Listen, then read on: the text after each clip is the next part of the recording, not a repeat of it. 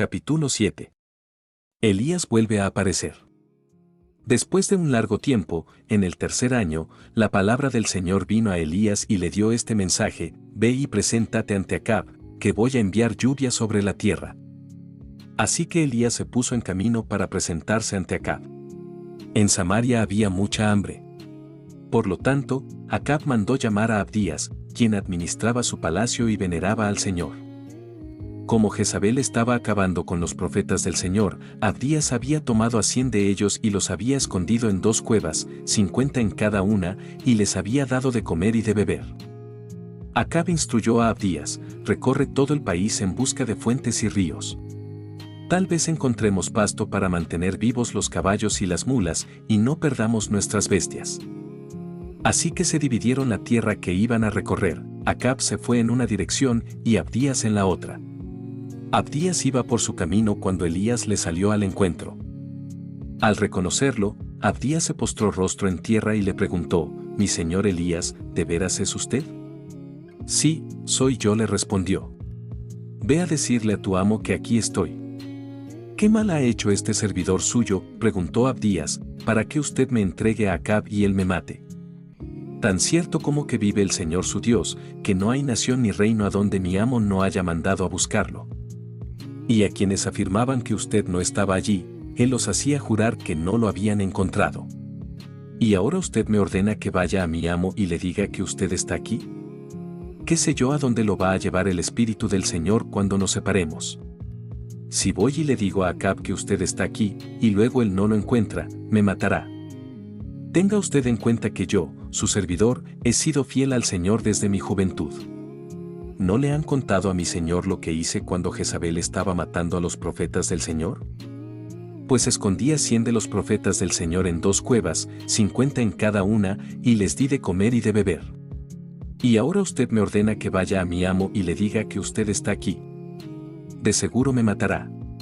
Elías le respondió: «Tan cierto como que vive el Señor Todopoderoso, a quien sirvo, te aseguro que hoy me presentaré ante Acab».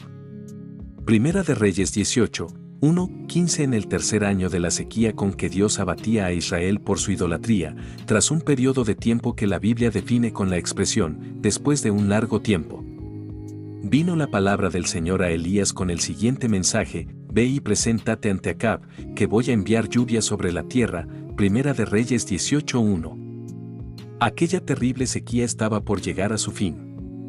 En la antigüedad, el tiempo se medía de forma diferente a cómo se hace en nuestros tiempos. En muchos escritos bíblicos del pasado más remoto, se usa el día como unidad para indicar cualquier periodo de tiempo. Así, la expresión «después de un largo tiempo» podría decirse «después de muchos días», y su contexto e interpretación serían los mismos. La agitada vida de estos tiempos modernos hace que sintamos que el tiempo pasa rápidamente y que un día es nada, por eso nuestra unidad de medida del tiempo es el año. Es así como hemos aprendido a medir nuestra vida por años y sus fracciones, y además, a usar palabras que expresan periodos de años, como lustros, décadas, siglos y milenios.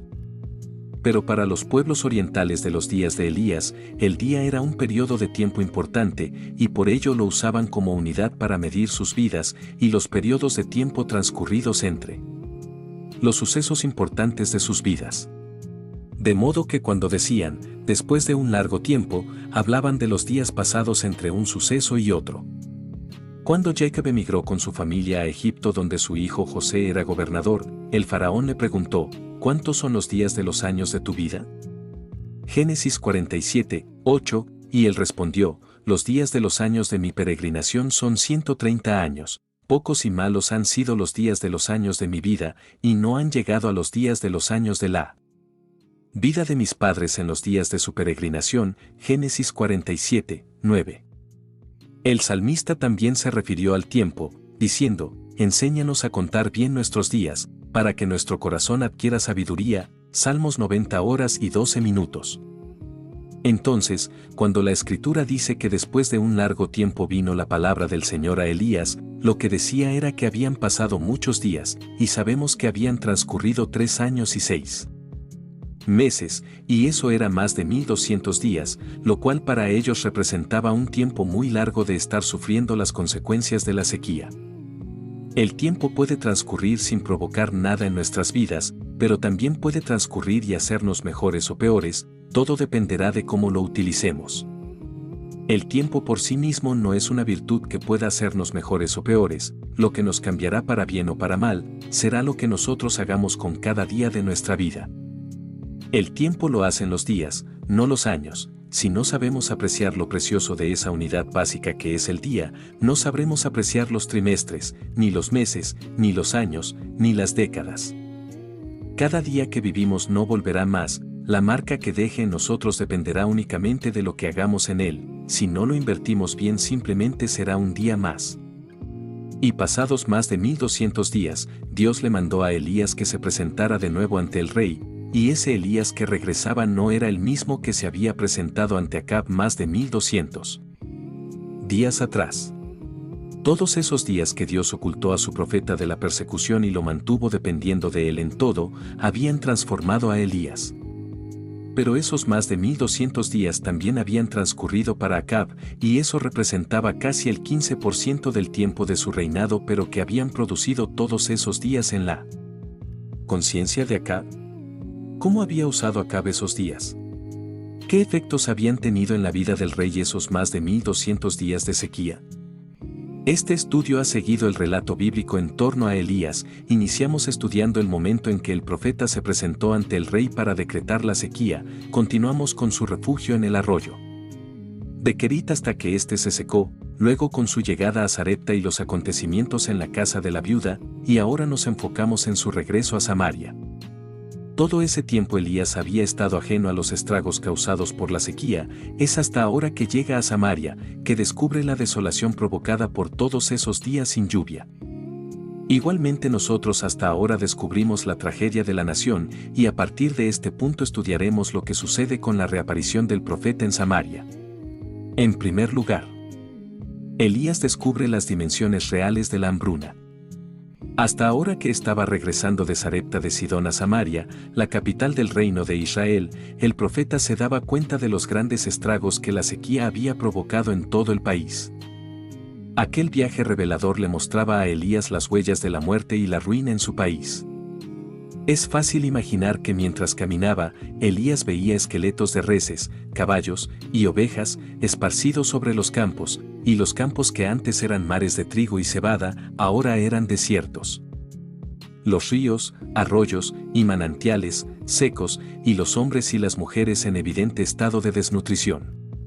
Elías era el único que tenía una constitución física fuerte. Sidón era un país ubicado al norte de Israel, por lo cual sabemos que el profeta iba descendiendo con rumbo sur hacia Samaria, y en el camino él iba descubriendo la gravedad de la situación que atravesaban sus compatriotas. Elías quizá no tenía una idea muy clara de la deplorable situación de su país. La Biblia dice, en Samaria había mucha hambre, Primera de Reyes 18:2. ¿Qué iba a saber Elías de la hambruna? Si él no había pasado hambre, pues había sido alimentado por Dios, primero por unos cuervos y luego por una viuda. Llegando a Samaria, Elías se encontró con Abdías el administrador del palacio de Acab, quien buscaba pasto para los caballos y las mulas del rey, las cuales estaban a punto de morir de hambre. En segundo lugar, Jezabel perseguía y mataba a los profetas del Señor. Las palabras que Elías le dijo a Acab, tan cierto como que vive el Señor, Dios de Israel, a quien yo sirvo, te juro que no habrá rocío ni lluvia en los próximos años, hasta que yo lo ordene. Primera de Reyes 17:1 llegaron a oídos de Jezabel, y ésta entendió que la sequía era un juicio del Dios de Israel. Quizá Jezabel, cuando entendió que las pérdidas de cosechas, ganados y bestias que aquella sequía les estaba provocando, lo cual era un duro golpe a la economía nacional, no eran otra cosa sino un juicio del Señor Dios de Israel, enfurecida, la emprendió contra los profetas del Señor, iniciando así una matanza sistemática por todo el territorio.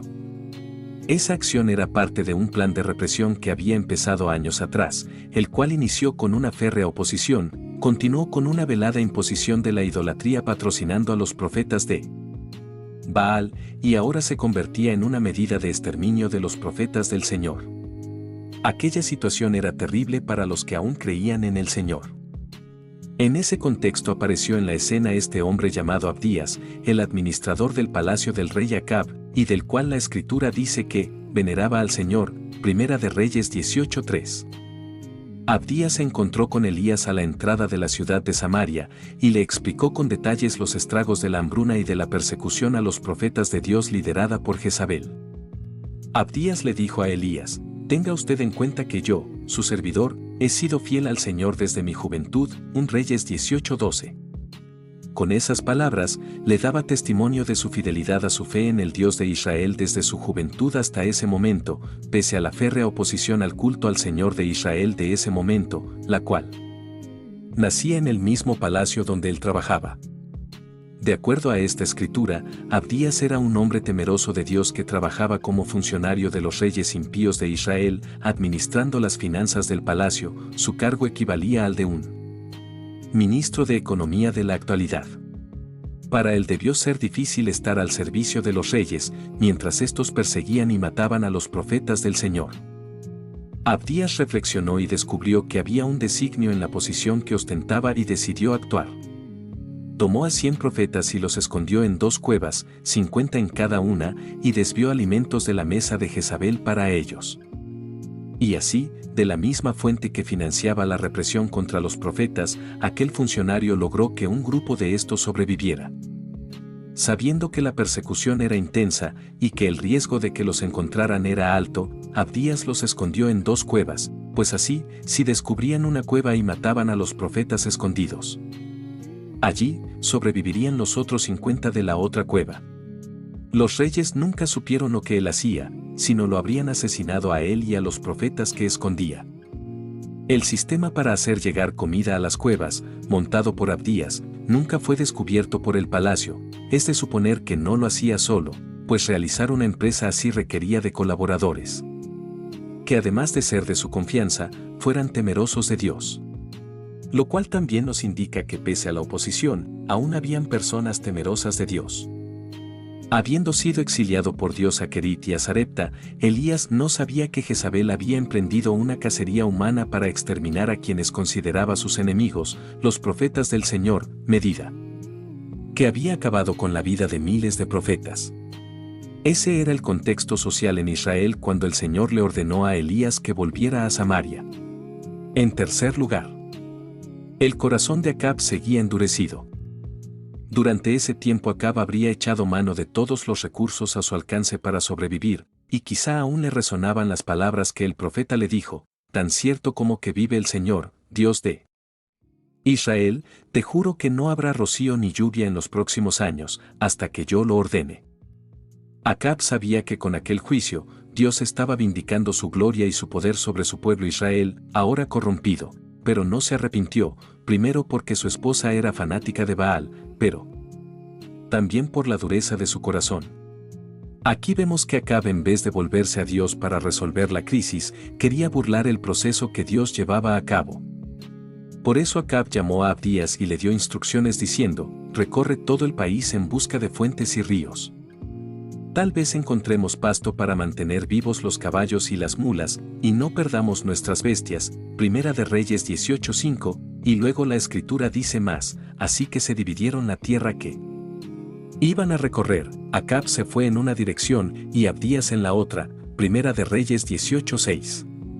Y así iban recorriendo el país buscando una salida, pero no la salida que Dios quería que tomaran. Elías había dicho que Dios quería que se volvieran a él y reconocieran que solo él era Dios, y que Baal era solo un ídolo sin vida que no podía moverse ni oír. Pero lejos de eso, Acab estaba tratando por todos los medios posibles de burlar el juicio de Dios. Pero como más tarde Pablo dijera: «No se engañen, de Dios nadie se burla. Cada uno cosecha lo que siembra». Gálatas 6:7. Acab solo estaba cosechando el fruto de su maldad, pues pese al mensaje de Elías contra la idolatría, el pecado no había disminuido, al contrario había aumentado. Ahora, además de adorar ídolos, estaban asesinando a los profetas de Dios. Al encontrar a Elías, Abdías le dijo: no hay nación ni reino a donde mi amo no haya mandado a buscarlo. Y a quienes afirmaban que usted no estaba allí, él los hacía jurar que no lo habían encontrado. Primera de Reyes 18:10. Esas palabras del funcionario del palacio le hicieron entender a Elías que Acab lo había estado buscando durante esos más de 1200 días. Abdías le contó a Elías cómo salvó a 100 profetas. Tenga usted en cuenta que yo, su servidor, he sido fiel al Señor desde mi juventud. ¿No le han contado a mi Señor lo que hice cuando Jezabel estaba matando a los profetas del Señor? Pues escondí a 100 de los profetas del Señor en 2 cuevas, 50 en cada una, y les di de comer y de beber. Primera de Reyes 18:12, 13. El profeta no sabía nada de esa hazaña de Abdías, el cual poniendo su propia vida en peligro al desafiar el decreto de la reina Jezabel, escondió y alimentó a 100 profetas. ¿Quién iría a contarle esos hechos al profeta en la casa de aquella viuda y en aquella ciudad alejada de su país, donde Dios lo había mantenido oculto esos más de 1200 días? Los reyes tampoco tenían idea de dónde estaba Elías. Acab sabía que la solución estaba en la boca de Elías, y por eso lo buscaba desesperadamente, pero no lo buscaba para oír sus palabras y obedecerlas, sino para amenazarlo. Acab quizá lo imaginaba viviendo bajo la protección de alguna monarquía en algún país vecino que tuviera respeto por él. Acab jamás imaginó que Elías estuviera siendo alimentado por unos cuervos en Kerit, y mucho menos que Dios lo tenía en la casa de una viuda pobre, en una ciudad de Sidón, la cuna del culto a Baal, y el país de origen de Jezabel. Finalmente, al encontrarse con el profeta, Acab lo acusó de ser el culpable de todo lo que estaba pasando en Israel. En cuarto lugar, Elías ya estaba listo para la obra que Dios le encargaría. Esos más de 1200 días lo habían transformado. ¿Qué había sucedido con Elías? Su fe se había fortalecido, porque Dios oyó su oración y respaldó el juicio decretado por él sobre Israel, cerrando el cielo, aunque él mismo padeció sed cuando el arroyo de Kerit se secó. Ahora Elías, además, podía testificar cómo Dios lo había sustentado de diversas maneras milagrosas. Eso hacía que la fe de Elías ya no fuera la misma de 3 años atrás, cuando se paró delante de Acab, y le dijo, no lloverá sino hasta que yo lo ordene. Ahora él había crecido. Este Elías que regresaba de Sarepta de Sidón era un hombre con más fe. Tiempo atrás, el Señor le había ordenado a Elías, escóndete en el arroyo de Kerit, porque aún no era el tiempo para que Elías se levantara a hacer lo que ahora se disponía a hacer. Y no era que Dios no pudiera darle una grande victoria en ese momento, sino porque Elías no tenía la calidad que se necesitaba para hacer la obra que aún faltaba hacer. Ahora Elías sí tenía la fe necesaria. ¿Y cómo no iba a tenerla? Si en esos más de 1200 días viviendo bajo los cuidados de Dios hasta había resucitado a un muerto, por eso él ahora no temía decir, que vengan los profetas de Baal y los de Aserá y que hagan un altar a su Dios, y el Dios que responda con fuego del cielo, ese sea el verdadero Dios. Eso era lo único que haría que el corazón del pueblo se volviera a Dios. La sequía era solamente el ablandador, la verdadera limpieza vendría cuando el fuego cayera en el monte Carmelo. El juicio por sí solo no podía producir el arrepentimiento, era necesario que el hombre de Dios hablara, y para eso, éste debía ser pasado por el proceso de Dios. 3 años atrás, Elías no había sido templado en el crisol de Dios, pero ahora que ya pasó por Kerit, donde los cuervos le llevaban el alimento mañana y tarde, ahora que la harina y el aceite de la viuda no cesaban, ahora que la viuda le reclamó culpándolo por la muerte de su hijo, y él se enfrentó a la muerte, ya estaba listo porque su fe había crecido. Y Elías también había aprendido a obedecer a Dios en todo, él hacía todo lo que Dios le decía, aunque no lo entendiera. Es más, ahora ha regresado porque Dios le dijo, ve y preséntate ante Acab. Esa obediencia absoluta la habría aprendido en el crisol de Sarepta, el lugar de refinamiento donde Dios lo llevó para desprenderle la escoria y moldearlo. Además, Elías había constatado la fidelidad de Dios. Pues estando en Kerit, no hubo un día que los cuervos no llegaran, o que se retrasaran con la carne y el pan, y estando en la casa de la viuda, no hubo un día sin harina y aceite.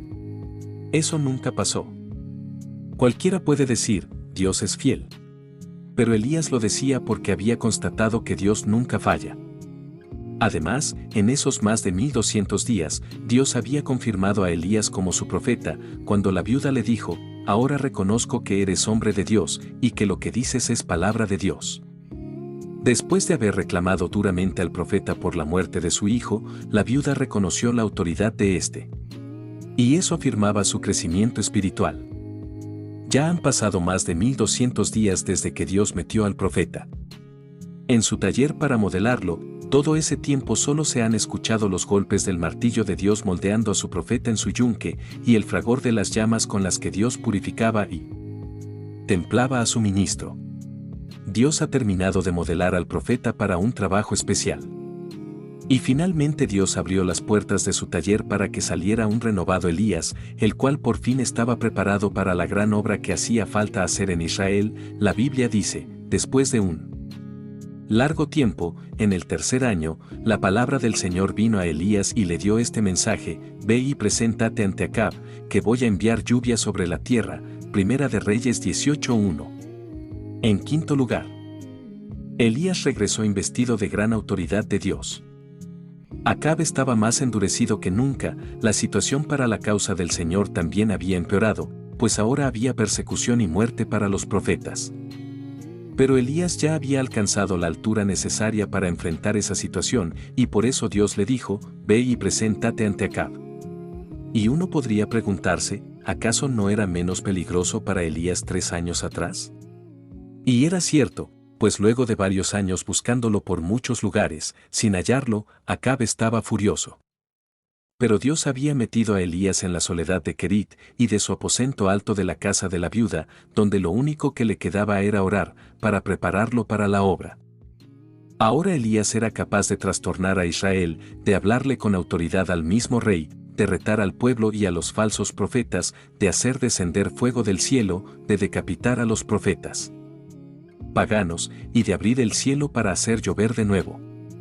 Así también, a nosotros Dios nunca nos pondrá ante Acab si no estamos preparados para afrontarlo con autoridad. Quizá hoy preguntemos por qué en nuestros días Dios no hace descender fuego del cielo para que la gente se convierta. Y la respuesta es simple: porque los ministros de hoy no queremos pasar momentos difíciles en los cuales solo podamos refugiarnos en Dios y depender de Él. Eso no es fácil, pero siempre trae buenos resultados para el ministerio. Cualquiera puede decir: yo haré descender fuego del cielo, pero sin haber pasado el proceso que pasó Elías, en el cual dependió solo de la fidelidad de Dios y recibió de Dios solo el pan diario, se quedará gritando como los profetas de Baal. Vivir en la dimensión que vivía Elías requiere crecimiento espiritual para depender únicamente de Dios en todo. Cuando vemos hombres que son muy usados por Dios, nos solemos preguntar: ¿y este de dónde salió? ¿Cómo llegó a ser quien es ahora? Y al indagar descubrimos que detrás de ellos siempre hay la misma historia: son personas que han pasado su propio Querit, que han enfrentado su arroyo seco, que han sufrido reclamos, y han confrontado a la muerte. También vemos a otros que hacen mucho ruido y crecen como la espuma, pero por el hecho de no haber pasado el proceso de Dios se derrumbarán pronto, porque al no estar preparados aún, Dios no les ha dicho: ve y preséntate ante Acab, pero ellos se han lanzado en su propia voluntad, confiados en sus habilidades personales, y no porque Dios los llamó. Un joven me expresaba su deseo de servir a Dios, diciendo: mándeme donde los musulmanes, yo quiero morir por la obra de Dios. Este joven estaba ansioso de morir como mártir en un país musulmán, pero no se trata de querer algo alocadamente, sino de entrar en el taller de Dios y esperar en Él, porque solo entonces seremos capaces de impactar reinos. No podemos ser como Pedro, que le dijo a Jesús: aunque todos te abandonen, yo jamás lo haré. Mateo 26:33, y el Señor, que conoce los corazones, le dijo: esta misma noche, antes de que cante el gallo, me negarás 3 veces. Mateo 26:34, y Pedro dijo además: aunque tenga que morir contigo, jamás te negaré. Mateo 26:35. A Jesús no le impresionaban esas palabras vacías de Pedro. Y esa firmeza de Pedro se derrumbó ese mismo día, cuando una criada lo señaló de ser un discípulo de Jesús, y entonces él negó, juró, y hasta profirió maldiciones, asegurando no conocer a ese hombre. que habían arrestado, negando así 3 veces a Jesús, a quien le había dicho que nunca lo abandonaría, y que si era necesario hasta moriría por él. Esa historia de Pedro lo que nos enseña es que hablar es muy fácil, pero mostrar la firmeza y la consistencia que como hombre de Dios tenía Elías, no lo es. Muchos, cuando todo está bien, nos mostramos valientes, pero cuando vienen los problemas, las pobrezas, las amenazas, la persecución, y cuando la muerte ronda a nuestras familias, nos caemos. Y en sexto lugar, solo habiendo acabado el proceso de Dios seremos relevantes. Muchos erróneamente creen estar preparados para la obra, porque tienen grandes sueños y buenas ideas, pero no se trata de ideas, ni de entusiasmo, ni del apoyo humano con que se pueda contar, sino de que Dios nos haya molido para convertirnos en hombres de fe.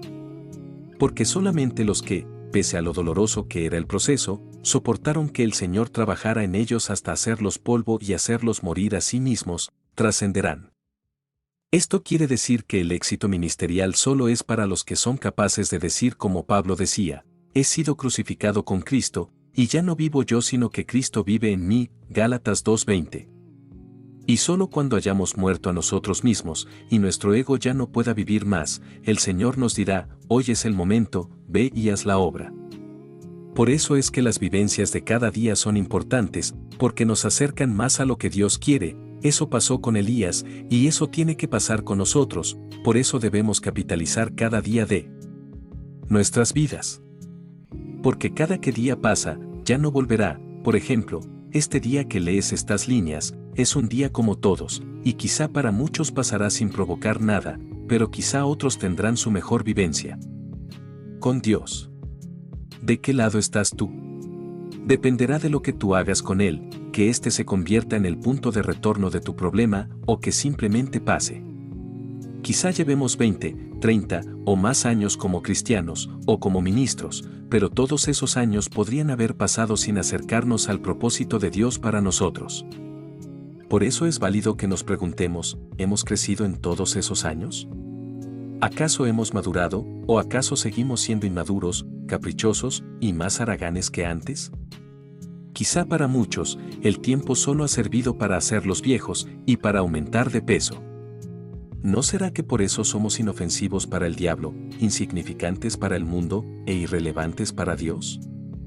Si ese fuera el caso, necesitamos que Dios nos lleve a su taller para transformar nuestra fe y visión, si no, seguiremos siendo tan solo uno más. Según los últimos estudios, la expectativa de vida del hombre en El Salvador es de 70 años. ¿Qué edad tienes tú? ¿Cuántos años te quedan para hacer una obra que deje huella? ¿Qué harás con el tiempo que te queda de vigor? Quiera Dios que en estos últimos años te conviertas en un nuevo Elías y que lo que hagas al final de tus días sea relevante. Quizá haya pastores auxiliares de congregaciones multitudinarias que llevan mucho tiempo en el ministerio y de pronto ven que algunos ministros novatos están creciendo en la organización y en la calidad de su mensaje y se sienten muy perturbados por ello. Y no entendiendo que la promoción del ministro no viene del hombre, se consuelan con la idea de que ese ministro que crece goza de favoritismo. Pero sería mejor pensar que el tiempo para todos es igual, que todos tenemos 24 horas diarias, que a nadie le corre el reloj más rápido, y todo ende de que nos sometamos al yugo de Dios. Cada día. Una cosa es cierta, la vida se acabará, nuestras capacidades físicas y mentales irán disminuyendo, nuestra capacidad de memorización se irá terminando, llegará un momento en que tendrán que ponernos un letrero con nuestro nombre, dirección y teléfono, porque nos perderemos, llegará el día en que ni siquiera nos vamos a acordar cómo nos llamamos. Quizá nuestra organización va a tener que rentar una casa donde los pastores ya ancianos seamos cuidados por una enfermera que hasta tenga que alimentarnos. Entonces preguntaremos, ¿valió la pena nuestra vida? ¿Hicimos algo relevante para Dios? ¿Dejamos alguna huella que lleve a la gente a decir, esa persona hizo algo pequeño pero relevante? Dios puede hacer de nosotros los nuevos Elías en 3 años, pero el precio a pagar es alto, pero nosotros evadimos el llamado de Dios por temor a las dificultades, y por eso perdemos la valiosa oportunidad de que Dios moldee nuestras vidas para llevarnos a obtener victorias que jamás imaginamos. El límite siempre lo ponemos nosotros, no Dios. Y así como Elías no tenía de qué jactarse por las victorias que Dios le daba, pues por varios meses fue alimentado por unos cuervos, y luego por una viuda que apenas tenía la ración de harina y aceite para hacer el pan de cada día, por casi 3 años, nosotros también enfrentaremos grandes retos sin envanecernos, porque nuestro ego habrá muerto. Elías ahora estaba determinado a presentarse ante Acab, y le dijo a Abdías: ve a decirle a tu amo que aquí estoy. Primera de Reyes 18:8, y temeroso de que el profeta desapareciera otra vez, le dijo: ¿qué sé yo a dónde lo va a llevar el Espíritu del Señor cuando nos separemos? Si voy y le digo a Acab que usted está aquí, y luego él no lo encuentra, me matará. Primera de Reyes 18:12. El temor de Abdías era razonable, pues ya era un hecho conocido en Israel que el Espíritu del Señor tomaba a Elías y se lo llevaba, y además, el rey ya llevaba más de 3 años buscándolo infructuosamente. Por tanto, si él iba a decirle al rey que Elías estaba en la ciudad, y venía para verlo, y Elías no estaba, el rey se enfurecería con él y lo mataría. Elías entendía la preocupación de Abdías, y por ello le dijo: tan cierto como que vive el Señor Todopoderoso, a quien sirvo, te aseguro que hoy me presentaré ante Acab. Primera de Reyes 18:15. El profeta no estaba pidiendo una audiencia con el rey, estaba mandando al administrador del palacio que fuera a llamarlo. El rey debía venir a él sin importar que tan lejos estuviera.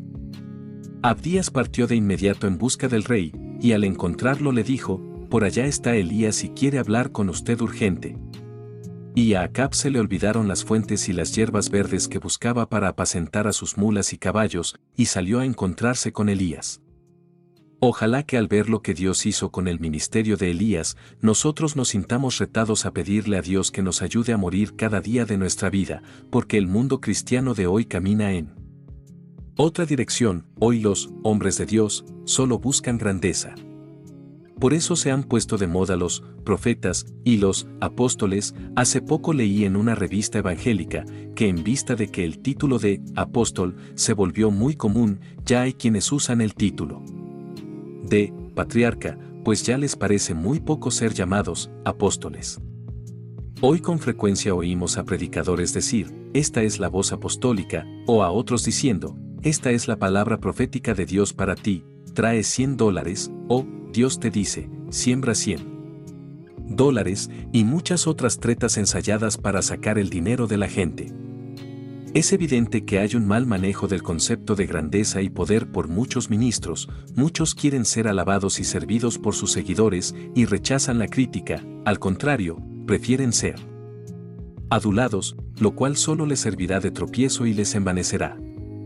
Pero Elías no venía de grandes giras mundiales, él venía de comer pan y agua en la casa de una viuda, de ser culpado por su misma anfitriona por la muerte de su hijo y de no poder hacer otra cosa que llevarse al niño muerto a su cama para sentir la carga de ella.